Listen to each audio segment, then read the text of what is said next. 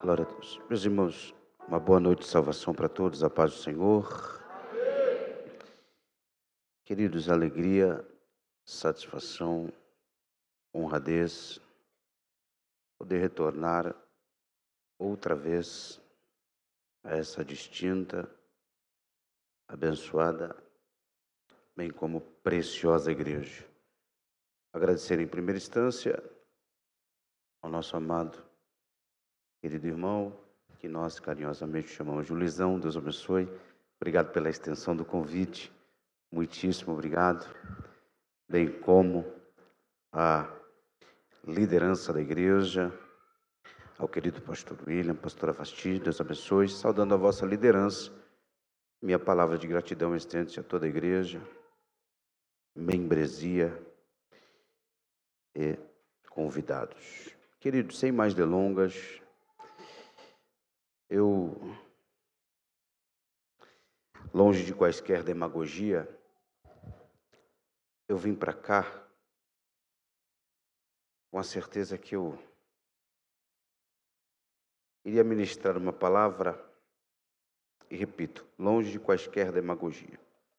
Mas por intermédio dos louvores, muito foi falado aqui sobre o mover do Espírito, e eu preciso transcorrer sobre essa sensibilidade. Portanto, eu convido vocês a abrir comigo a sua Bíblia no livro do profeta Ezequiel.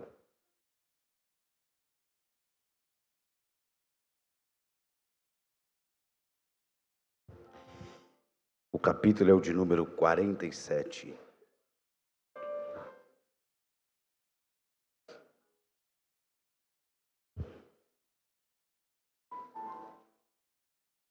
Que barulhinho gostoso, né? Livro do profeta Ezequiel, capítulo 47. Eu chamo carinhosamente a atenção da igreja, de modo especial, para os versículos de número 8 e também o versículo de número 9. Livro do profeta Ezequiel, capítulo 47, versículo de número 8 e versículo de número 9. Bom, a tradução que me acompanha diz assim: Então me disse, essas águas saem para a região oriental e descem ao deserto e entram no mar. E sendo levadas ao mar, sararão as águas. Verso 9. E acontecerá que toda criatura vivente que passar por esses dois ribeiros viverá. E haverá muitíssimo peixe. E haverá muitíssimo peixe. E haverá muitíssimo peixe. Porque lá chegarão essas águas e elas sararão, e você podendo e querendo, diga amém. Queridos, por especial gentileza, mantenha a sua Bíblia aberta, porque depois de uma simples linha de introdução, nós vamos analisar aqui exegeticamente o versículo de número 8 e o verso de número 9 que lemos. Eu não tenho como propositura me estender por demais.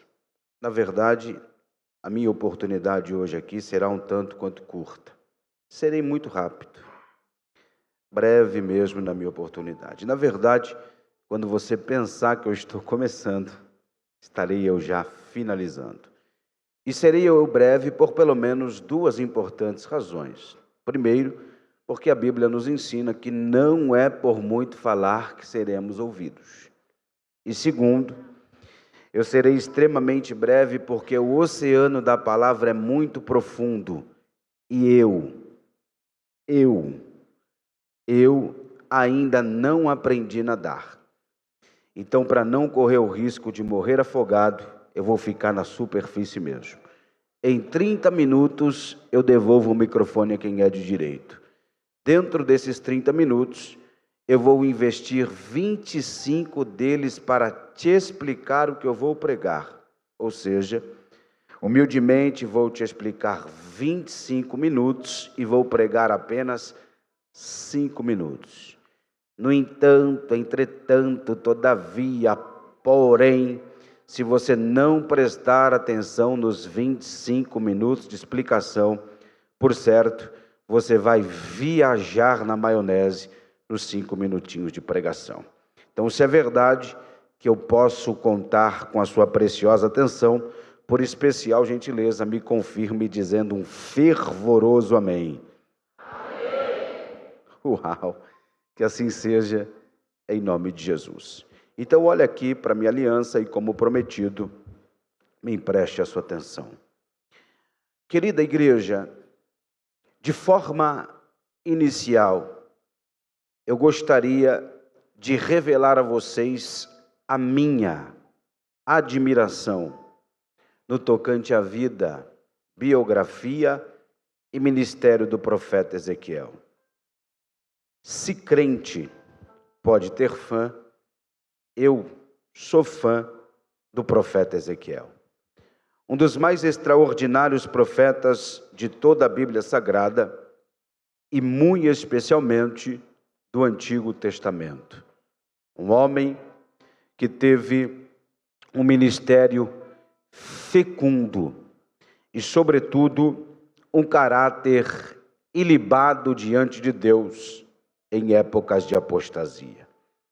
Todos vocês devem saber um tanto, ou melhor do que eu, que o período em que o profeta Ezequiel exerceu o seu chamado e ministério profético foi um dos períodos mais sombrios e mais tenebrosos de todo o Antigo Testamento, a saber, o período do cativeiro babilônico, quando o povo de Deus fora desterrados para a Babilônia, sob a influência, domínio e regência de Nabucodonosor, um dos mais cruéis monarcas que já administraram o Império Babilônico.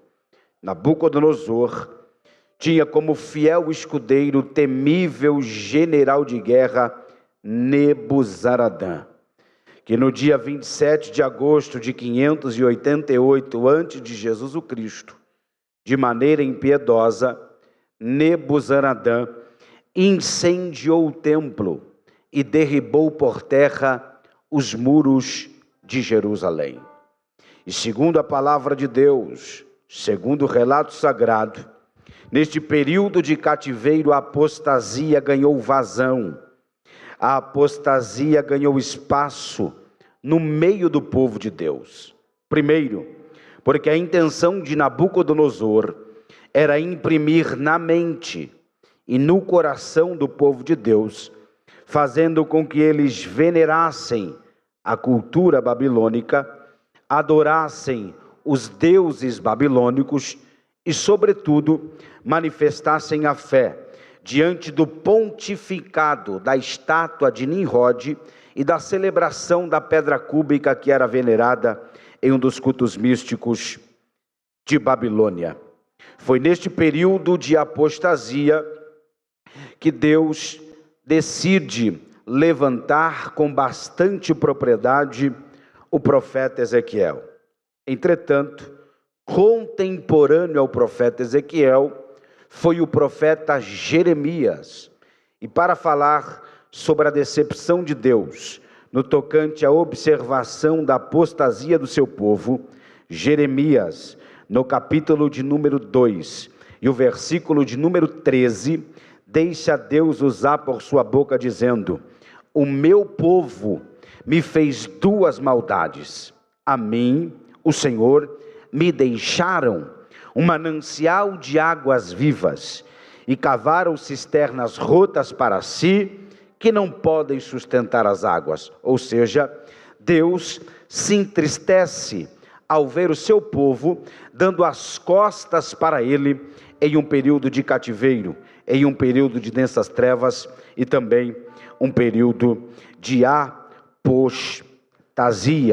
Então, é debaixo deste prisma É em meio a esse caos, é em meio a este declínio espiritual, que Deus levanta com bastante propriedade o profeta Ezequiel, como um atalaia, para corrigir, para redaguir, para puxar a orelha de Israel, para ser mais preciso, a nação da tribo de Judá, a fim de que eles viessem ao arrependimento. Haja vista que, segundo a cronologia bíblica, Ezequiel fora levado ao cativeiro babilônico aos meados de 598 antes de Jesus o Cristo. E 5 aninhos mais tarde, 592, Ezequiel então iniciaria o seu ministério chamado profético, e daí então passaria a profetizar aos cativos de Babilônia. Para que os irmãos e as irmãs nessa noite tenha a noção da tamanha admiração que eu dispenso pela figura profética de Ezequiel, tão grande é a minha admiração, que se um dia Deus me conceder a graça e me der um filho varão, com toda certeza, ainda que eu arrume encrenca com a minha esposa, com toda certeza o seu nome será Ezequiel. Porque Ezequiel é tão especial, pastor. Ezequiel é tão especial, pastora. Ezequiel é tão especial, Luizão. Ezequiel é tão especial, igreja, que até o seu nome é de cunho significativo e profético para os dias de densas trevas que estamos vivendo. Pois Ezequiel, em sua etimologia, significa Deus fortalece. Deus fortalece. Deus fortalece. E nada melhor do que uma fortificação, nada melhor do que um fortalecimento vindo da parte de Deus para conosco, que estamos vivendo os últimos dias aqui nessa terra. Pois acredito eu piamente, assevero eu, acredito piamente que a igreja de nosso Senhor e Salvador Jesus o Cristo está vivendo os últimos dias aqui nesta terra. Em breve, creio eu que em breve, iremos ouvir o estrungir da poderosa trombeta soar e Deus a nos chamar para o céu de glória. Tem alguém ainda que ainda acredita no arrebatamento da igreja? Portanto, e para tanto, para dia de densas trevas que estamos vivendo, nada melhor do que uma fortificação vindo da parte de Deus para conosco. Assim como o profeta Daniel, o profeta Ezequiel também deve e pode ser considerado um profeta escatológico, tendo em vista que algumas profecias que estão inseridas no livro do profeta Ezequiel ainda não se cumpriram. Eu sei que você está prestando atenção, mas eu preciso frisar. Algumas profecias que estão inseridas no rolo do profeta Ezequiel ainda não se cumpriram, mas certamente há de se cumprir aos meandros, ao longo, ao desenrolar da história. E uma das profecias do profeta Ezequiel, que ainda não se cumpriu, mas certamente há de se cumprir, é justamente o capítulo de número 47, em especial os versículos de número 8 e os versículos de número 9, que lemos nesta oportunidade. Eu preciso humildemente dizer para vocês que, do ponto de vista exegético, hermenêutico, interpretativo, escatológico, esse texto que nós estamos debruçados essa noite, capítulo 47, verso 8 e verso 9, trata-se de uma profecia no que se diz respeito à restauração integral do Mar Morto.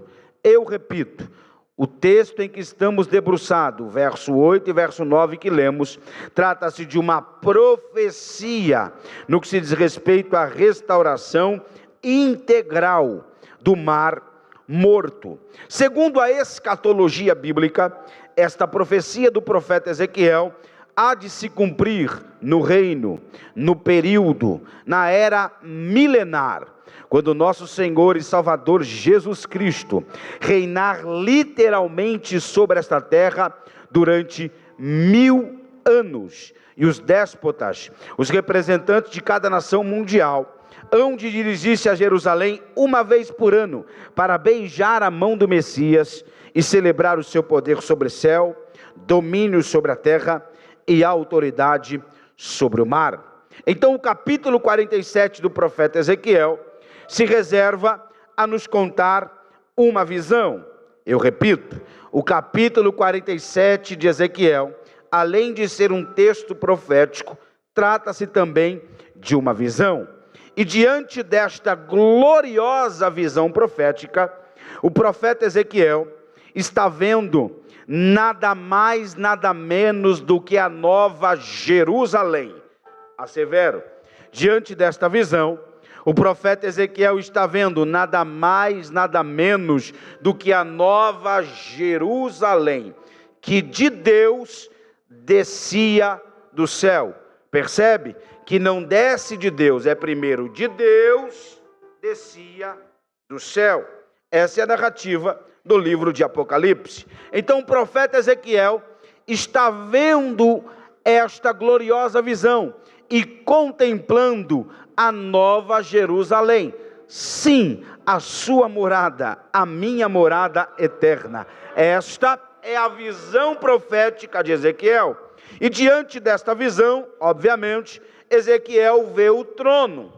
E não é óbvio que o trono que Ezequiel contempla é o glorioso, o sublime, o alto, muito alto trono de Deus. E Ezequiel, ao contemplar o trono, ele observa que debaixo deste trono flui, surge, brotam, emanam, desaguam águas. E segundo o versículo que lemos, Ezequiel diz que essas águas que saem debaixo do trono de Deus hão de dirigir-se à região oriental, atravessando o deserto, para então adentrar sobre as águas do Mar Morto.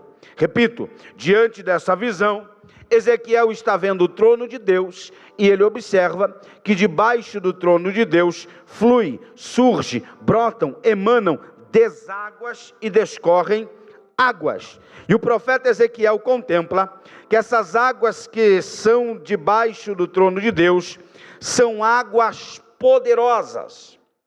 Ele observa que essas águas que fluem debaixo do trono de Deus são águas vivas. Perceba, eu não estou falando aqui para vocês de uma água de reuso. Eu não estou falando de uma água tratada. Eu estou falando de águas que correm debaixo do trono de Deus. Portanto, são águas poderosas, são águas vivas. E o profeta Ezequiel contempla que esta água tem a unção para vivificar. O profeta Ezequiel percebe que essas águas têm a unção para renovar, para restaurar, para transformar. Portanto, ele percebe que essas águas são águas poderosas, águas vivas, água que possui a unção para transformar, restaurar, vivificar e possivelmente transformar. Entretanto, o profeta Ezequiel não foi o único a ver e a falar sobre essas águas. Não, obviamente que não. Alguém, lá no livro de Salmos, em especial 46, já bradou e disse: existe um rio, cujas correntes alegram a cidade de Deus, o santuário das moradas do Altíssimo. Deus está no meio dela, não será abalada. O apóstolo São João também viu e falou essas águas, na carta magna ao Apocalipse, no capítulo de número 4, e o versículo de número 6, o apóstolo São João diz: e havia diante do trono de Deus um mar como que de vidro, semelhante ao cristal, possuindo ele então águas cristalinas. O apóstolo São João novamente viu e tornou a falar sobre essas águas, agora no capítulo de número 22 e o verso 1 de Apocalipse, o apóstolo João diz: e mostrou-me novamente o rio puro da água da vida, clara como cristal, que procedia do trono de Deus e do Cordeiro de Deus.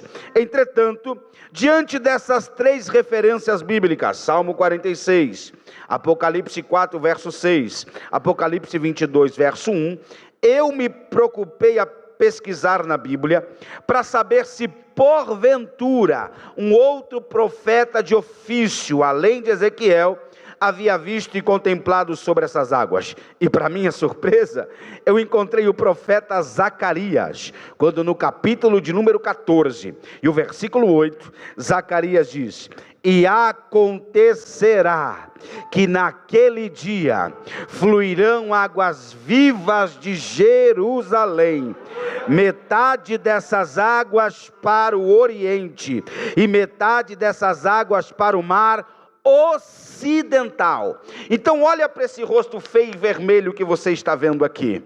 Esse rio que foi visto pelo salmista, este rio que foi visto em pelo menos 2 ocasiões pelo apóstolo São João, e este rio que foi contemplado pelo profeta Zacarias, é o mesmo rio que o profeta Ezequiel está contando aqui para nós, no capítulo de número 47. Então logo, o profeta Ezequiel está dizendo que essas águas que saem debaixo do trono de Deus hão de dirigir-se às águas do Mar Morto.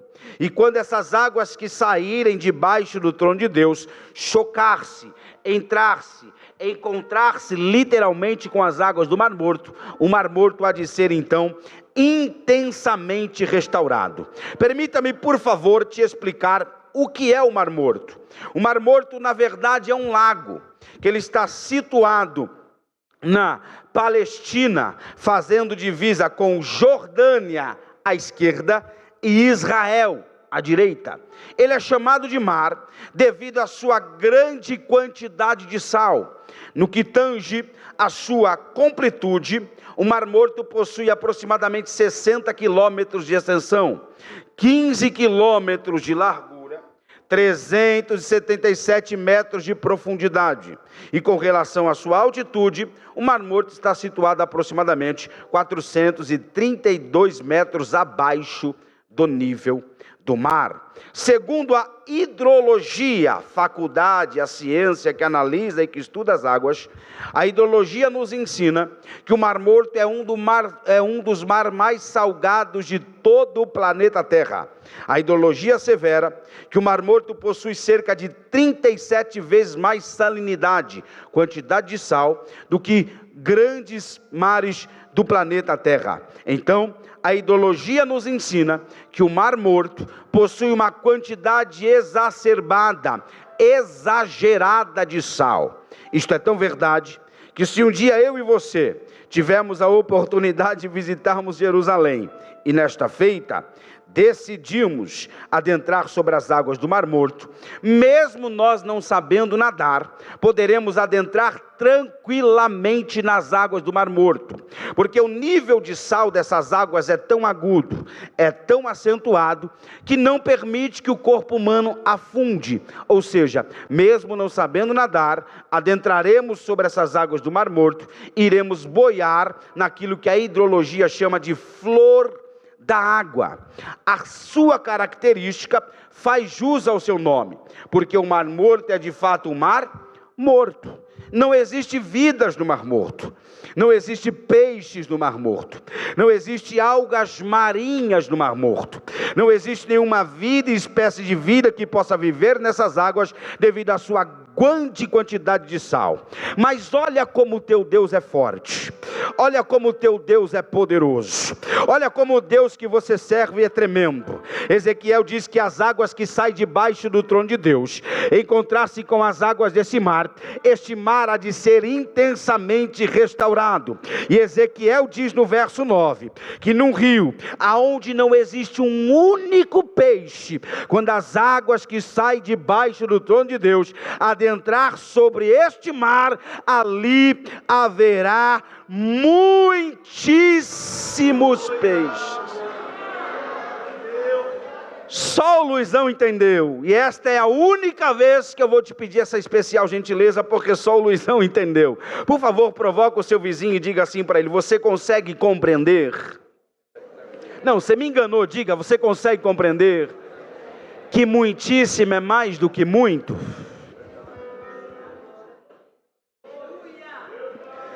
No rio aonde não existe um único peixe, quando as águas que fluem debaixo do trono de Deus adentrar sobre essas águas, ali haverá muitíssimos peixes. Quem trouxe a mão direita, sustente ela lá no segundo andar. Uma só é pouco, levante as duas pela fé, porque Deus está dizendo esta noite: se prepare, feche o guarda-chuva espiritual, porque as torrentes que fluem debaixo do trono de Deus estão desaguando sobre a nossa cabeça aqui esta noite. É Deus dizendo: pode lançar a tarrafa, pode estender a rede, porque grande será a sua colheita. Arnaldo, não entendi. É simples, é muitíssimo na tua casa, mulher, é muitíssimo na tua família, varão, é muitíssimo no teu futuro, jovem, é muitíssimo para esta igreja, é muitíssimo no teu ministério. Quem acredita nesta palavra, glorifique ao Deus do muitíssimo. É muitíssimo.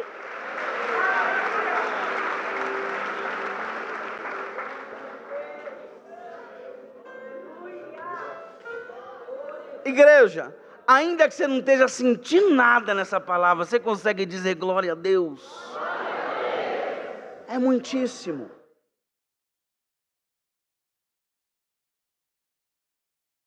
Ezequiel contempla que essas águas são vivas, águas poderosas, águas transformadoras. Entretanto, no entanto, todavia, porém, antes, repito, antes de Ezequiel provar o poder dessas águas, antes de Ezequiel viver o avivamento dessas águas, antes do profeta Ezequiel provar a restauração dessas águas, primeiro ele é convidado para ter uma experiência com as águas. Pois não se engane, é impossível viver algo extraordinário de Deus sem antes ter uma experiência profunda com Ele. E você acredite ou não, o Espírito de Deus acende esta ideia e esta palavra no meu coração, que hoje é noite de experiências. E eu não vos falo de uma experiência meia boca, não. Eu vos falo de uma experiência integral. É uma experiência no espírito, uma experiência na alma e uma experiência que há de refletir no corpo. Hoje é noite de experiências. Aí se apresenta na visão um varão de branco. E diz a minha Bíblia que o varão se apresenta para Ezequiel, mas o varão não se apresenta com a mão abanando. Diz o texto que ele tem na mão um cordel de medir. Ele olha para Ezequiel e estende 1000 côvados, aproximadamente 500 metros, partindo do pressuposto que um côvado representa 50 centímetros. Ele olha para Ezequiel, estende 1000 côvados, 500 metros, e diz para Ezequiel: vem! Ezequiel, pentecostal como nós, não negou fé e foi. Conforme Ezequiel vai andando os primeiros 500 metros, Ezequiel percebe que as águas que saem debaixo do trono de Deus vão crescendo em largura e em profundidade, de modo que ele diz: as águas estão dando nos meus arteiros, no meu tornozelo. O varão de branco, por sua vez, estende mais 500 metros, mais 1000 côvados. Olha para o profeta Ezequiel e diz: vem! Ezequiel não nega a fé e vai. Vamos lá? O varão diz: vem, Ezequiel. Vou te dar outra chance. O varão diz: vem, Ezequiel. O varão diz: vem, Ezequiel. Conforme ele vai caminhando água dentro, ele percebe que as águas que fluem debaixo do trono de Deus vão crescendo em largura e em profundidade. De modo que Ezequiel testemunha: agora as águas não estão mais no meu tornozelo, subiu para o meu joelho. O varão não se dá por satisfeito, estende mais 500 metros, mais 1000 côvados. Olha para Ezequiel e diz: vem, Ezequiel. Ezequiel. Ezequiel. Conforme ele vai caminhando água dentro, ele percebe que as águas que fluem debaixo do trono de Deus vão crescendo em largura e em profundidade. O varão não se dá por satisfeito, porque quando você pensa que águas na canela é o bastante, Deus se manifesta e diz: continua, porque tem mais. Ele mede mais 500 metros, mais 1000 côvados, olha para Ezequiel e diz: vem, Ezequiel. Ezequiel. Ezequiel. Qual é a palavra esta noite, Arnaldo? A palavra é esta: vai. Está doendo? Vai. Caluniaram? Vai. A porta fechou?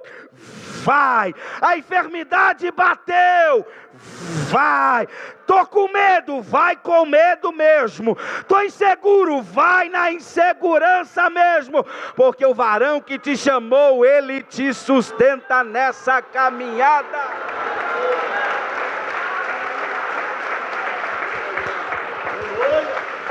Olha para 2 ou 3 pessoas e diga assim: vai, vai, vai, vai, vai, vai.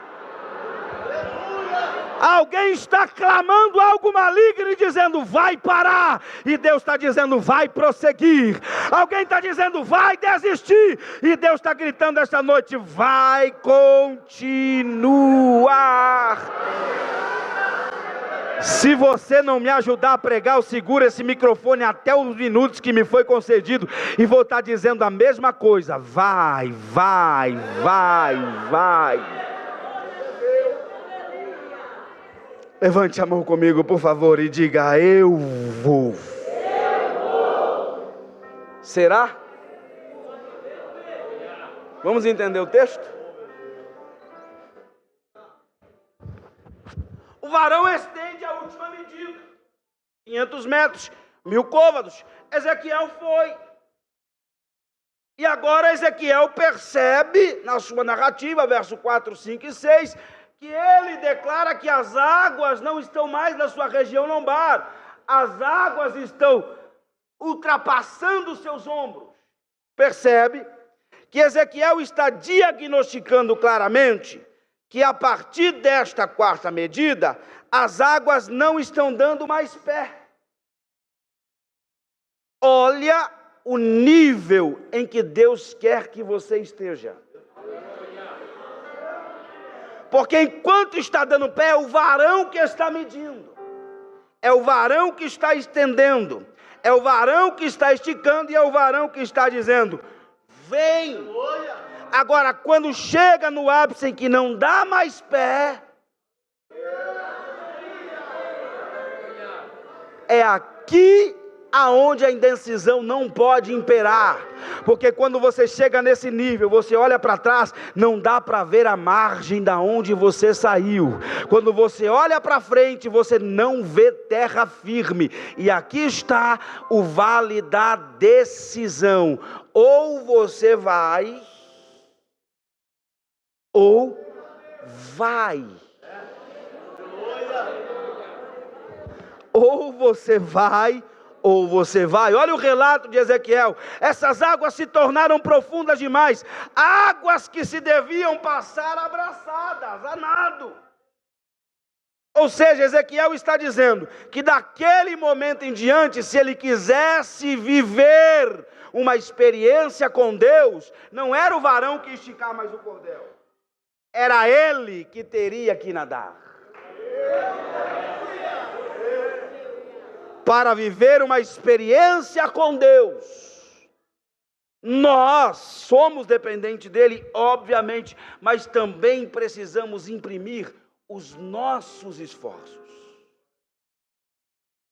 Por que eu estou fazendo essa colocação? Para que você, minha irmã, para que você, meu irmão, para que os jovens, os irmãos na galeria, entendam e contemplem que existe um momento no nosso relacionamento com Deus que é assim: ele estica, diz vem, e você vai. Ou seja, trocando em miúdos, apertando a tecla SAP, interpretando o texto. Existe um momento no nosso relacionamento com Deus, irmã, que só vir para o culto no dia de domingo não é o bastante. Existe um momento na nossa relação com Deus que só participar de um grupo determinado, inclusivo da igreja, não é o suficiente. Existe um momento na nossa relação com Deus, para viver algo sobrenatural, é preciso nadar, é preciso mergulhar, é preciso entrar de cabeça no rio do Espírito de Deus.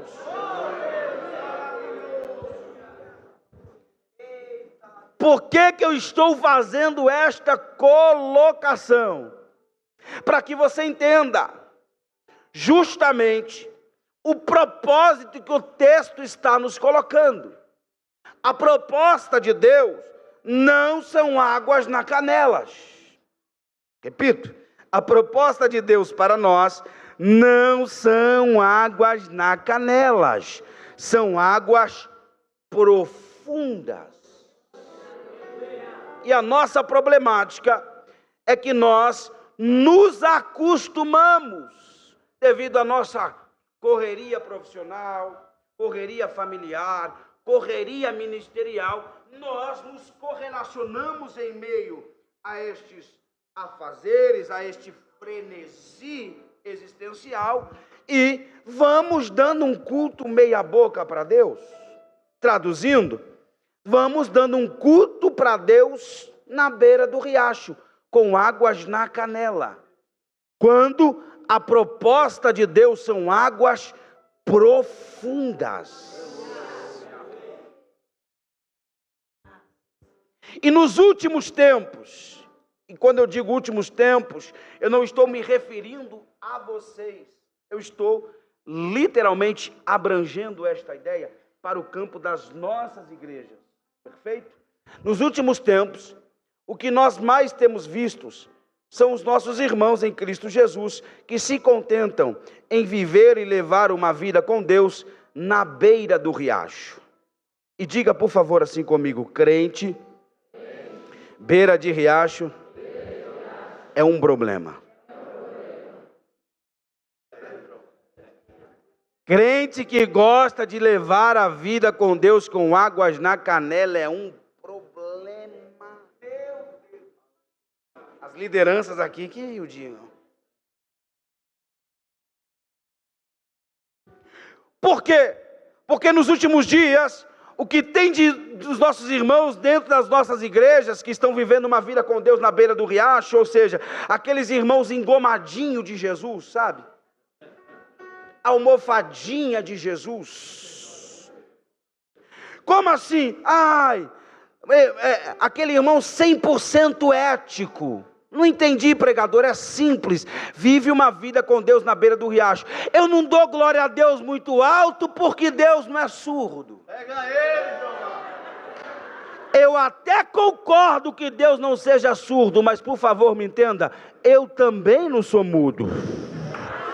Se Ele me deu voz é para clamar, se Ele me deu voz é para glorificar, se Ele me deu voz é para exaltar. É o que diz o salmista: tudo que tem fôlego de vida, louvai, louvai, louvai, louvai, louvai, bendizei ao nome do Senhor.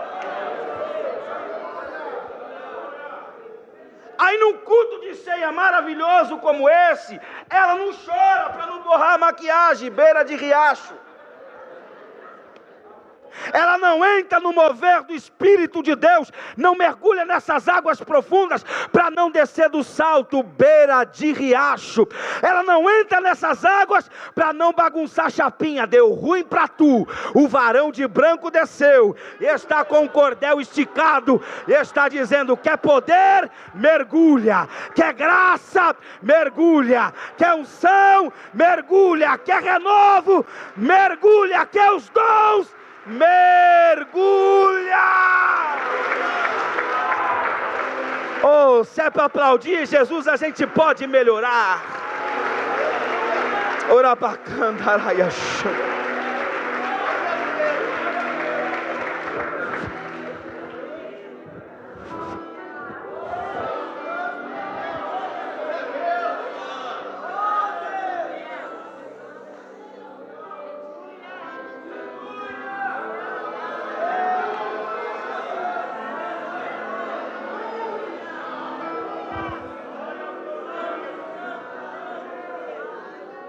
Eu disse que crente beira de riacho é um problema. Encerra aqui, te dando 3 exemplos. Veja como crente que vive uma vida, crente que não gosta de mergulhar, é um problema. 2 de Reis 5, homem honrado, chefe do exército general da Síria, e por ele, o exército sírio ganhou muitas batalhas. Estou falando de Naamã. 2 de Reis 5, homem valoroso, honrado, chefe, vírgula, olha o texto, porém leproso. Só que Naamã tinha uma serva dentro da casa dele, e a serva de Naamã não era crente beira de riacho. A serva de Naamã mergulhava. Ela olhou para Naamã e disse: meu senhor, eu percebo que tu és leproso. Na minha terra um homem de Deus. Se o senhor for até esse homem, o senhor há de ser curado. Olhe para cá. A Bíblia diz que Naamã prepara pendentes de ouro, pendentes de prata e mudas de roupa, na tentativa de comprar o profeta Eliseu. Olha, ele não sabe com quem ele está falando. Pois diz o texto, e não eu, diz o texto, afirma o texto, e não eu, que Naamã acreditava que Eliseu ia pôr a mão na cabecinha dele e ele ia ser curado.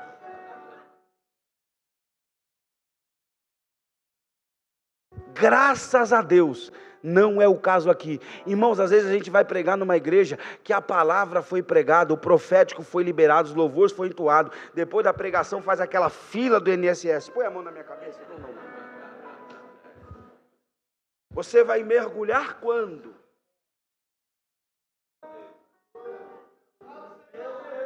Ele acreditava que Eliseu ia pôr a mão na cabecinha dele e ele ia ser curado. Quando ele chegou do lado de fora, e por sua vez do lado de dentro do recinto está o profeta Eliseu, alguém diz: meu senhor Eliseu, o Naamã está aí fora. E Eliseu diz: não vou pôr a mão na cabecinha de ninguém. Diga a ele que se ele quiser ser curado, ele tem que sair dessa beira do riacho e vai ter que mergulhar 7 vezes nas águas do Rio Jordão.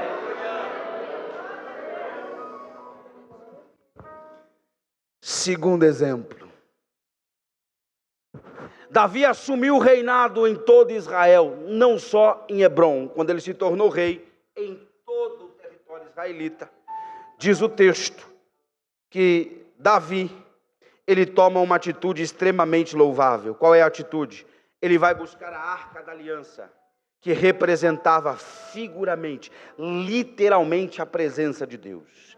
E diz-nos a Bíblia que quando Davi entra na santa cidade com a Arca da Aliança, a Bíblia diz que Davi tirou a sua coroa de rei, despiu-se das suas vestes reais, e diz o texto que Davi foi para o meio do povo, e Davi bailou, e Davi dançou, e Davi adorou, para você entender, e Davi mergulhou. Só que a esposa de Davi, Mical, era crente beira de riacho. Mical não gostava de mergulhar. Quando Mical olha da varanda, Davi bailando.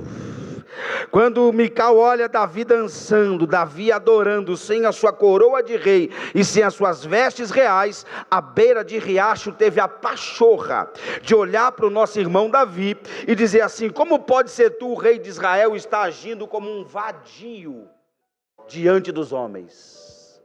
E Davi, cautelosamente, pausadamente, olhou para ela e disse: não, Mical, é porque você é beira de riacho, e beira de riacho não entende. Então eu vou te explicar. Na presença de Deus, eu não sou rei. Na presença de Deus, eu sou servo. Na presença de Deus eu não sou rei. Na presença de Deus eu sou adorador. Então, se você não vai mergulhar, sai da frente, roda presa. Porque se eu estou na presença eu vou bailar. Se eu estou na presença eu vou adorar. Se eu estou na presença eu vou me alegrar. Se eu estou na presença eu vou dar lugar. Se tem algum roda presa do teu lado, diga assim para ele: sai da frente, porque hoje eu vou ter uma experiência com Deus.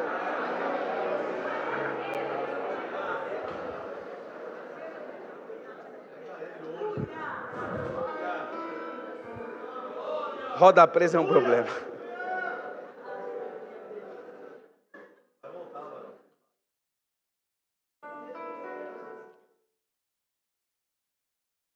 Terceiro e último exemplo.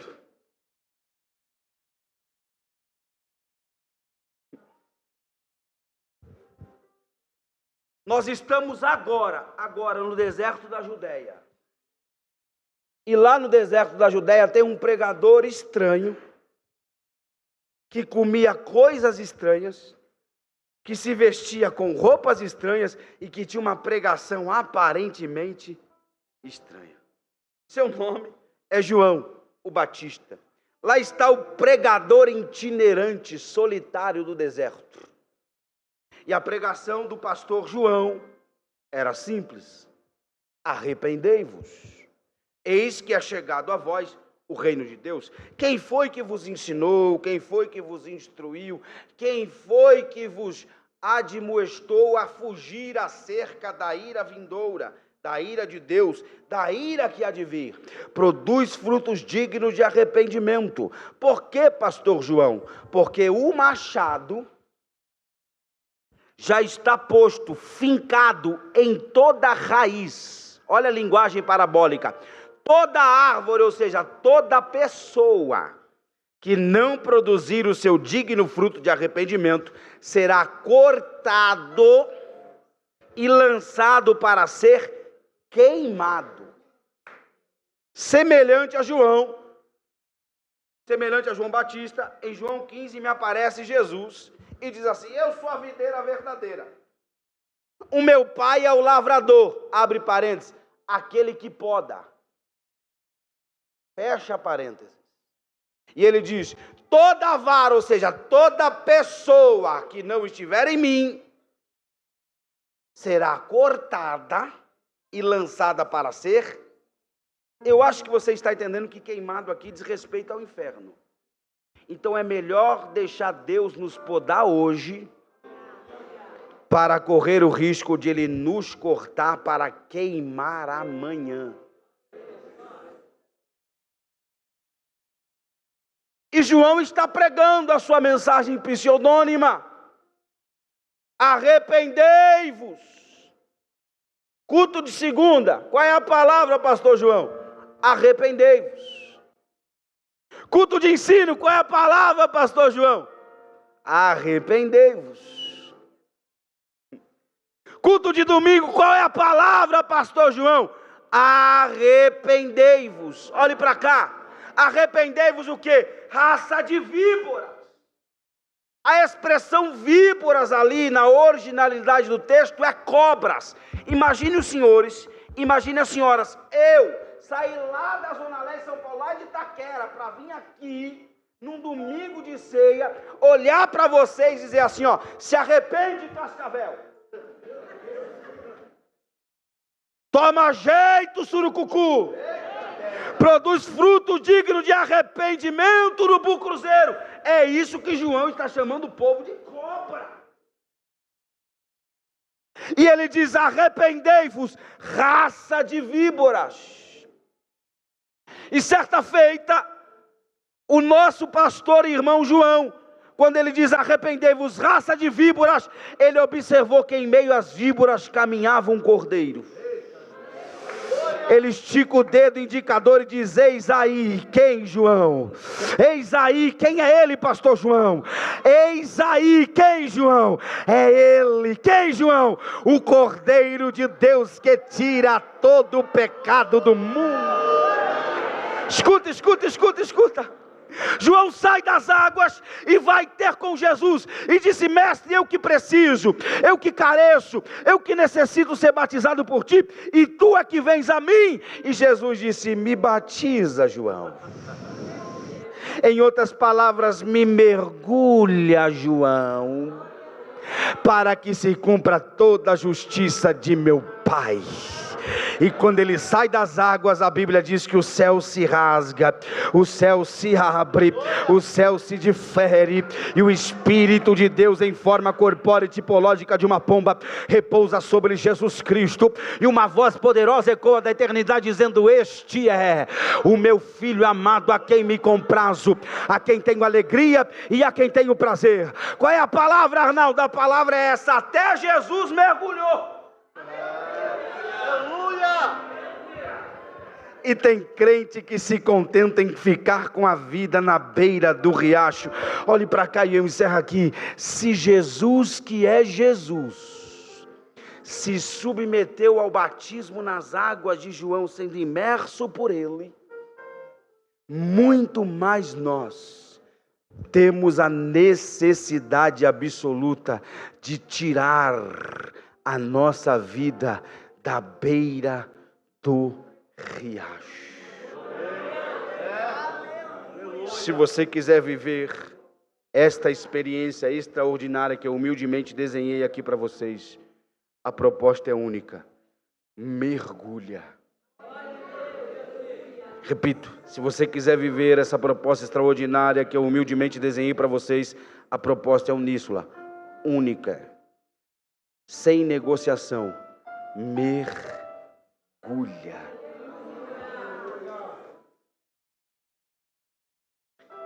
Encerro a minha oportunidade agora com essa simples palavra. Cabe a você sair daqui hoje com a cabeça seca ou com a cabeça encharcada. Repito, cabe a mim, cabe a você sairmos daqui hoje com a cabeça seca ou com a cabeça encharcada. E finalizo te pedindo uma especial gentileza. Diante dessa simples narrativa,